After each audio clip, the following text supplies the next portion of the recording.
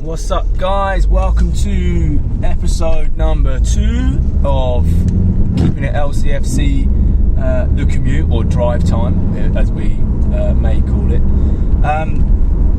Still January the 31st, and as of right now, as far as I'm aware, the only incoming transfer at Leicester City this January window is the Wolves defender Ryan Bennett.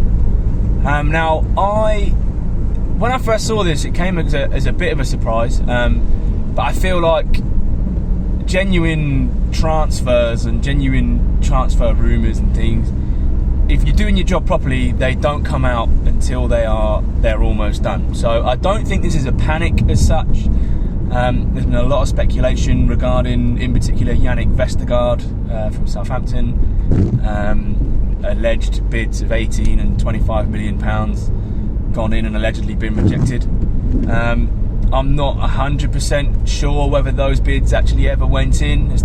It's football rumours, it's the media. We as Leicester fans know they do love to make things up, especially our friends over at Sky Sports and their sister company / radio station TalkSport.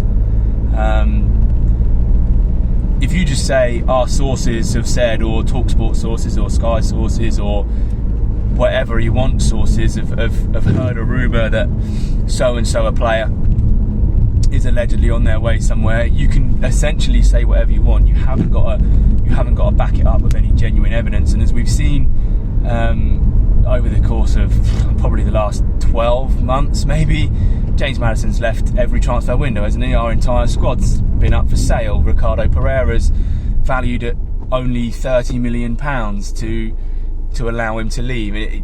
We all know what it's like. So for me, the fact that this one's sort of come out of nowhere, to me, comes across as a good thing. I think it's a positive, because it shows to me that the club have looked at it and they've kept their business quiet up until today, when it first broke that it was a possibility to happen. So that, in terms of that, I'm pleased. It means that maybe there could be another one before the deadline's done. Maybe we might get someone in. I know Rodgers has been playing it down. As I said this morning, we'd all love to see the enigmatic inside forward come in, whoever he may be. But we'll move on from that and let's talk about Ryan Bennett. Look, there's a lot of people I've seen on Twitter extremely underwhelmed, frustrated, and writing negative tweets. All this way, Champions League football, and you're telling me we're signing Ryan Bennett, etc., etc. Look, essentially, Ryan Bennett is being brought into this club to facilitate the first team football development of Filip Benkovic. Now, the club have stated previously, and Rodgers has said as well, Rodgers worked with Benkovic for a season at Celtic. He knows how good he is. But at the moment, Johnny Evans and Charles Sayuncu are immovable objects from the back four, and Benkovic's time is limited. Now, we've got Wes Morgan, who is content at the age he is and the status he is to be on the bench, to be centre-back number 3 or centre-back number 4. Benkovic, at the age he is, at the early to mid-20s age he is, in order for him to develop now, he needs to be out playing first-team football. So the Ryan Bennett transfer, I think, is a sensible one. It allows us to have a centre-back number 3 who is, I would imagine, he's coming in knowing full well that he is a backup-y type defender. Obviously he's going to be motivated to want to get into that side, and I think if you look, actually, he's been a fairly important player for Wolves over the past 2 seasons, wearing the club armband at times. He's played in Europe for them. He was an integral part of their squad last season that got them into Europe. So I think if you look at it, it's a loan option, which means if he doesn't work out for us, then there's no obligation to buy. It means that Benkovic can go and play first team competitive football elsewhere.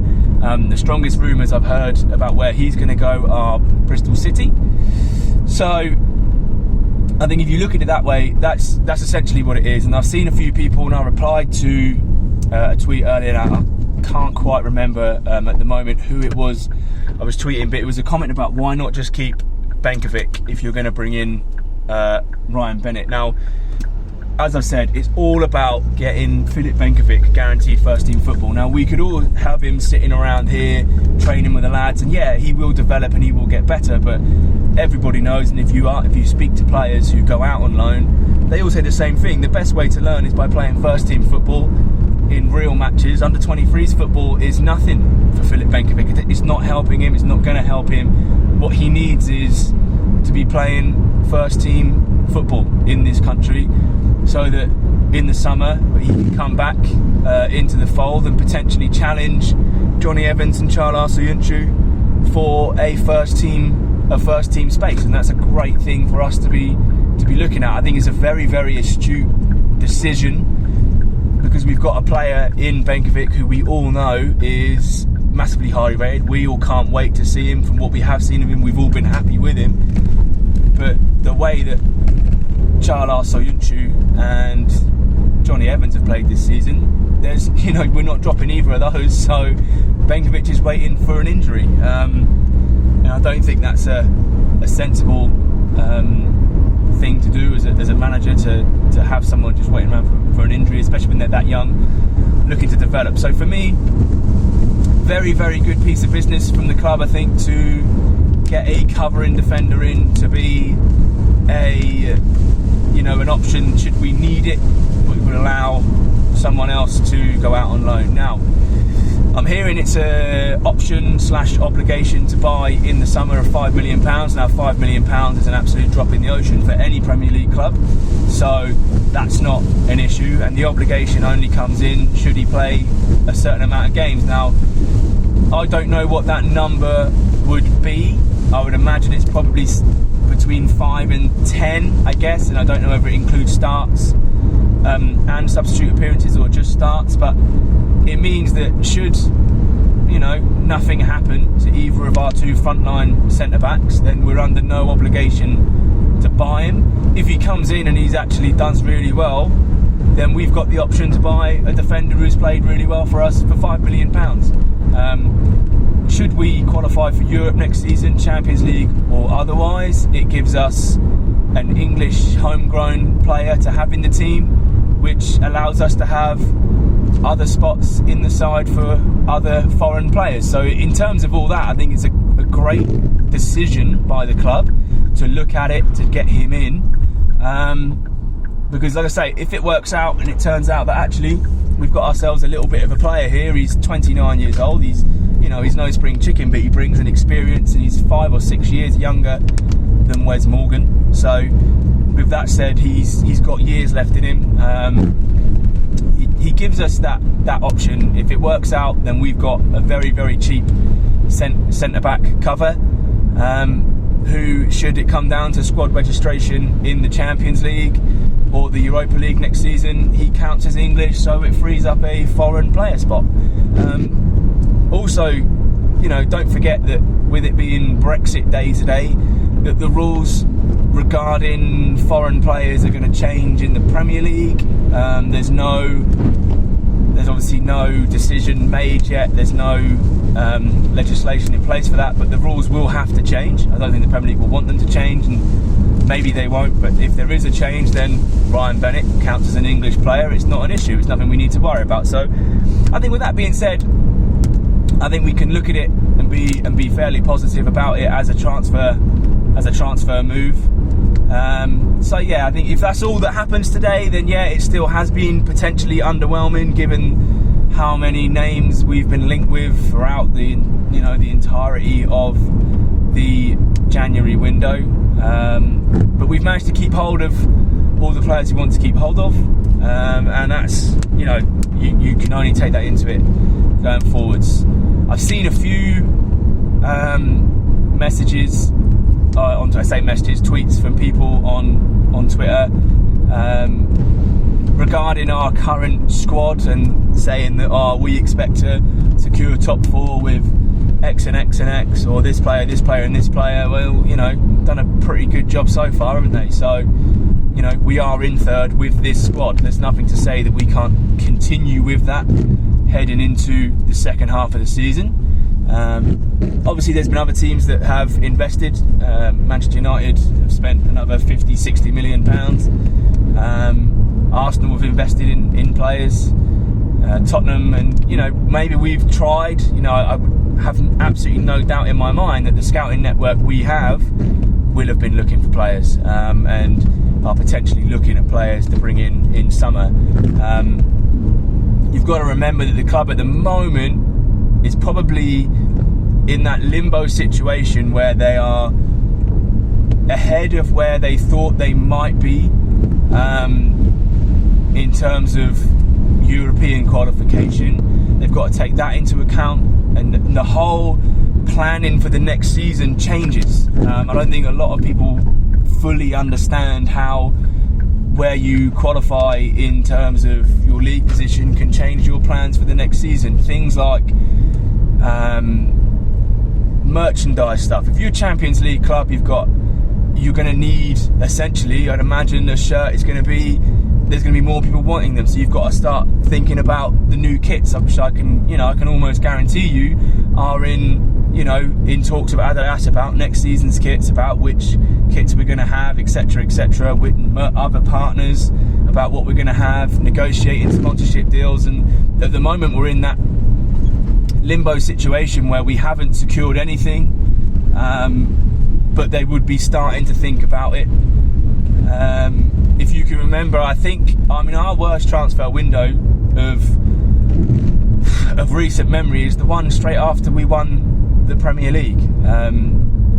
I can't actually think of any of the main signings that summer that worked out, and I think that's probably because the plan in that season, we would have been scouting players based on staying in the Premier League. So the profile of player that we would have been detail scouting throughout the entirety of the season would have been a player that would help us achieve our next step, which would have been, let's say, mid-table, upper reaches of mid-table. Then all of a sudden you come to the end of the season, you're champions and you've won the league, and I feel honestly that we panicked a little bit. We obviously rushed transfers a little bit, and if you look at the players that came and went, Ron Robert Zila, Luis Hernandez, Ahmed Musa, Islam Slimani, none of these players worked out long term. It didn't work for us, and I don't think the club want to go down that route again. I don't want the club to go down that route again, and they will be scouting players with Champions League in mind, but also they'll be scouting players with what if it doesn't work out and we end up in the Europa League in mind, or if the actual unbelievable unthinkable happens and we don't qualify for Europe in any way happens. So you've got to believe in the club system that they will be planning now and making plans. We're in a much better position with these sort of things now than we have been in the past. I feel like we would have definitely learned from decisions and stuff that we did from the title winning season, in terms of player transfers and infrastructure changes, and it's a positive club to be at. I feel like we should just step back and just relax a little bit and trust in the system that we have. We have a good squad. We have a better squad than we had last season. We've got, essentially, on league points alone, the third best squad in the country. We just have to believe in it and support that team. Now, actually, that brings me on to something else. It's been talked about a lot on Leicester social media, Facebook, Twitter, etc. I don't know where all this started, really, with Leicester fans, and there's a massive divide within this club still. Now, it was under the microscope massively and blown up in massive when Claude Puel was manager. There was the ins and the outs. I'll openly admit that I was on the fence about it, more in than out, because I could see what the philosophy was and what he was trying to do. Now, in hindsight, it wasn't working. What he was trying to do was the right thing, but he wasn't the man to deliver it, and we moved quickly, and you trust in Top and Susan and John Rudkin to go out there and get the right people in the right places. Now the club moved very quickly and spent a lot of money in terms of getting a manager in Brendan Rodgers. So you have to believe that they will do it if they feel that it's right. They will go all out for a player if they feel it's the right player. But at the moment, as I said, as I was going back to the point I was making, the divide or the rift in our fan base in regards to atmosphere at games. There's so many tweets and digs aimed at certain individuals or certain groups of supporters. We're all Leicester, aren't we? We're all Leicester City supporters at the end of the day, and I feel there's a place within Leicester for everyone to get what they want.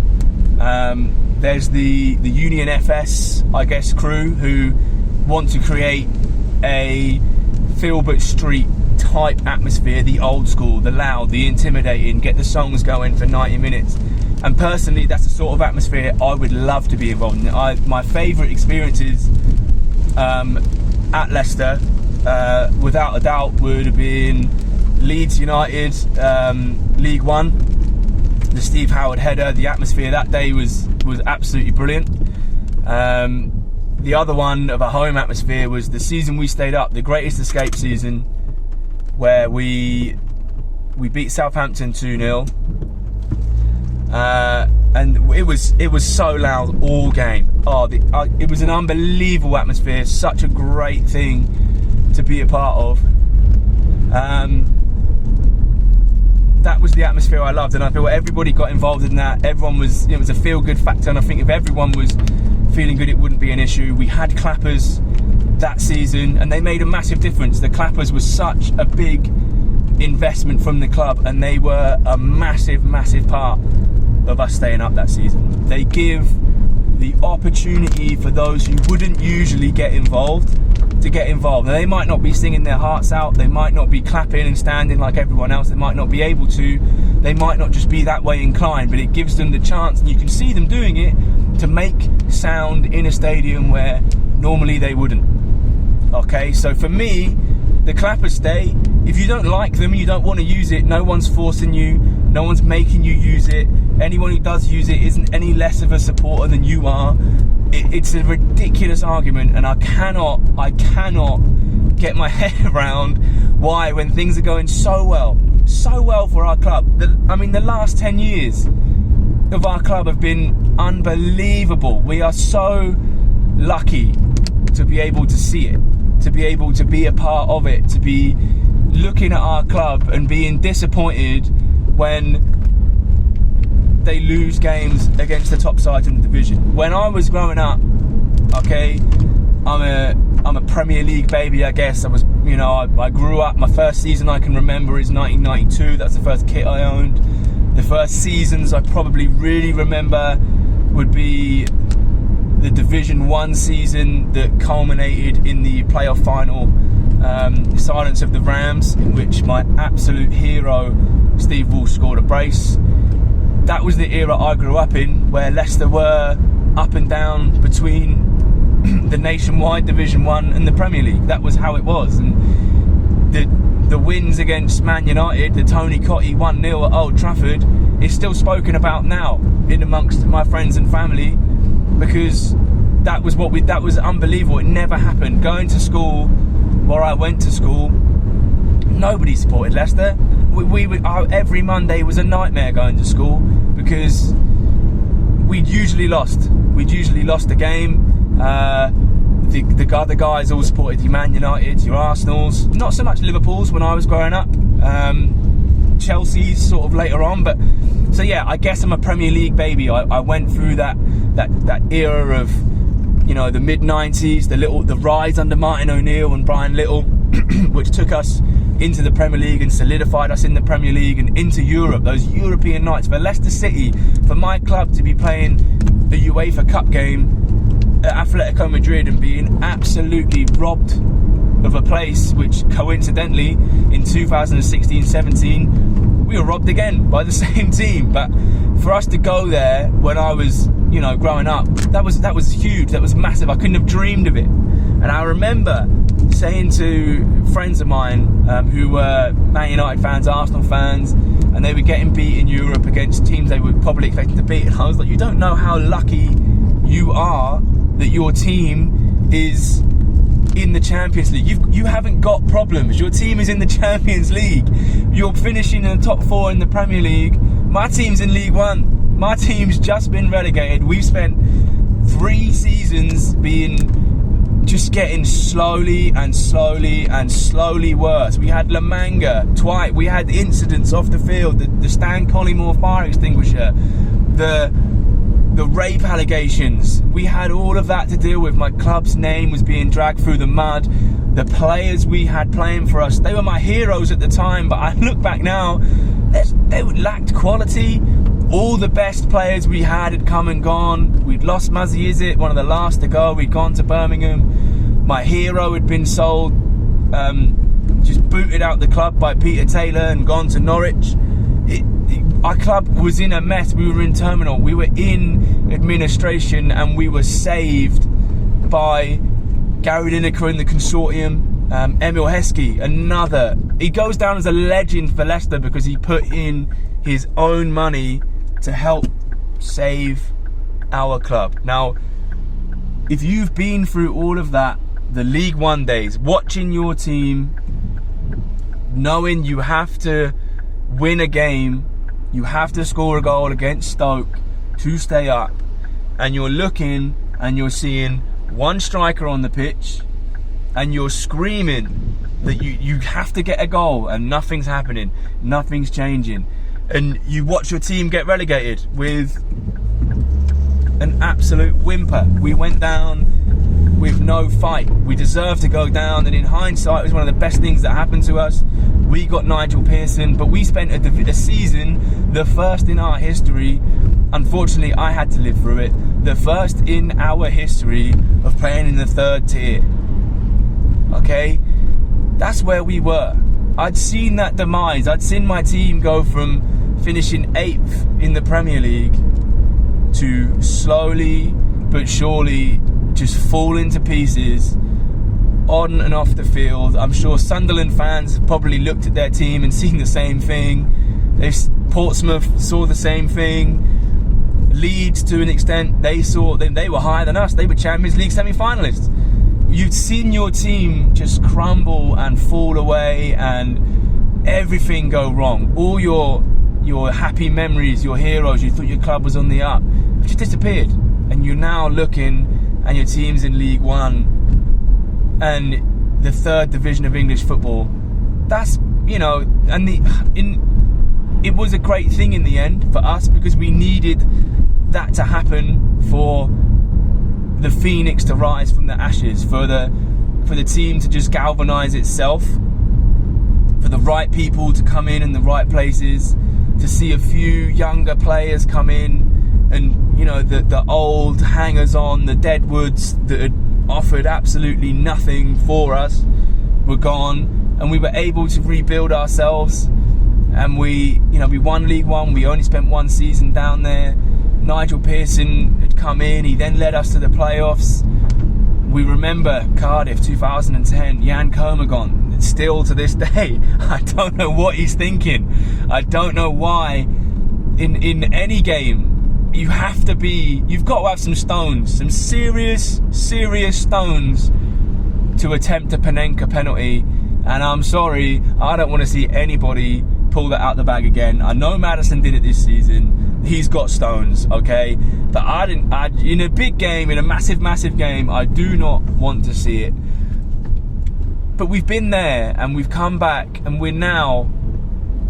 And then we had that disappointment. We had Nigel Pearson left, and then we ended up with a little bit more of just a sort of mid-table obscurity. And then Pearson comes back, and we're 1 penalty save.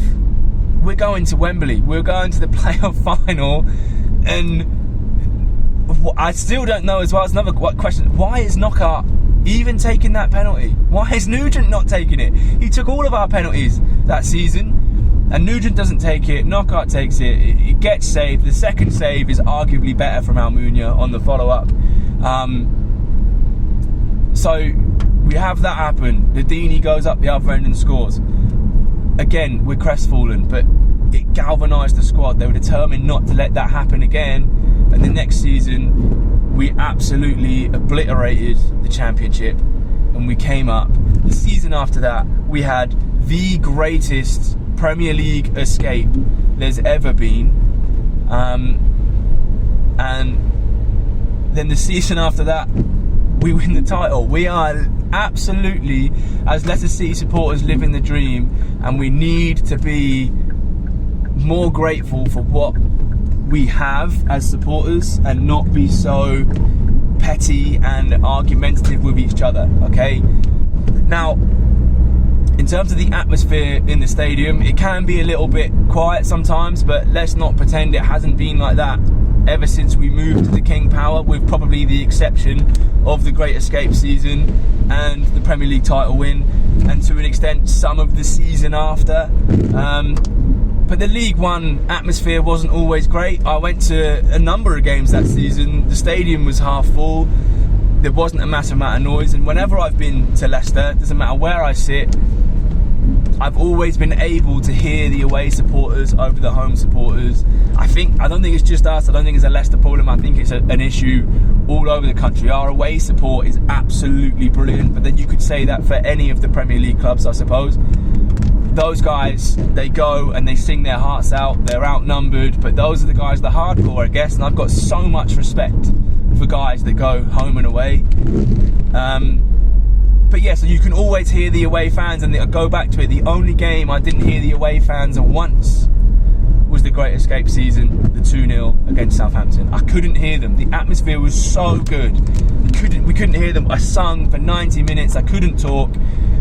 It was absolutely brilliant. Now for me, I would love to see the club get together with Union FS or supporters and make arrangements to have designated areas from next season where those sort of fans can get together. Maybe you try and come together and you get the guys to buy season tickets close together, so that we keep these fans that want this atmosphere close together, similar to the Crystal Palace little corner section, which I think is brilliant, and it's a very, very intimidating little area of their ground, and it works for them. And then the people that don't want to be involved in that don't have to be involved in that. But to be calling out fans for being less of supporters than you, and clappers being tin pot or whatever, we just need to get over it.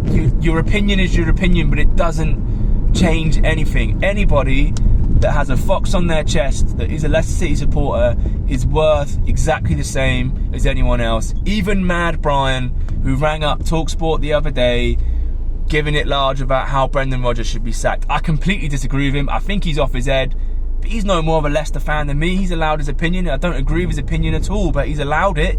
I can't stop him from having it. I disagree with it, and I would feel confident in arguing against his opinion and trying to back it up with facts about, facts that would back my opinion up. But I just feel like, can we just stop arguing about the clappers and people that don't stand up and people that, you know what, just get over it. No one's forcing you to use the clapper.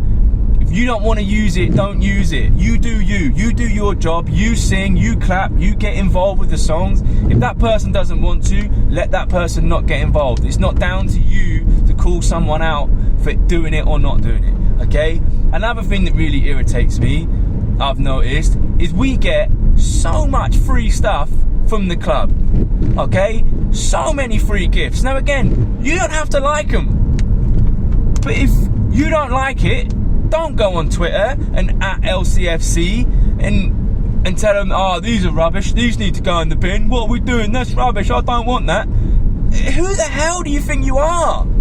It's free. The club are giving it to you for free. If you don't want it, I can almost guarantee you there are people who can't go to those games, or that have kids or friends that can't go to the games, who would happily take that free gift from you, that hat with a pink logo on. Pink Hat Gate was an absolute joke, by the way. The scarf from the Aston Villa game, which was just the scarf for that game. You know, if you don't want it and you don't know anyone that wants it, it's getting cold. Go give it to a homeless person. Go donate it. Go give it to charity. Go give it to a food drive or something. Don't, at the club, slagging them off because you don't like a scarf that they're giving you for nothing. If you have the audacity to moan about a free gift, a free anything, you seriously need to have a look at yourself in the mirror, because it's something that really, it's embarrassing. As a Leicester fan, it's embarrassing. It's absolutely, honestly, it blows my mind. I cannot get my head around anyone that will call the club out and moan for that reason. It's a free gift. If you don't like it, you don't like it. Get over it. Give it to someone else. Donate it. Do not at the club, because I'm telling you now, if Kun Top or Kun Vishai, God rest him, had ever have seen tweets like that, I'd have been ashamed to let them read it, because they do so much for us. So much for us. They brought this city together. They took our club from absolutely nothing and they took it to Premier League champions, Champions League. They made the impossible possible. Just, you know, a little bit of gratitude, a huge amount of respect. Do not at the club to complain about free stuff. Okay? I've got it off my chest now. I've said it. I hope that everyone agrees with me. Actually, I guarantee you there'll be those that don't. And frankly, if you don't, I don't want to know. I'm not bothered. But I hope that what I've said there about the free gifts, and the clappers actually, for that matter, I hope that you can see where I'm coming from, and I hope you can go, actually, that's right. He talks a lot of sense about it. To moan about a free gift is ridiculous. To call someone out for being less or more of a fan than you are because they use a clapper or they sit down is absolutely ridiculous. We are all Leicester City. We are all fans of this club. Okay, we all started supporting them at different times. As I said, I grew up in the 90s, 2000s. I'm absolutely living the dream at the moment. I cannot tell you how lucky I feel that I have seen my team even finish above 8th. Okay, now that was massive for me. Not only have we finished above 8th, we won the Premier League, okay? We are 5,000 to 1. We stayed up from absolutely nowhere the season before. We had a team that cost a grand total about £30 million.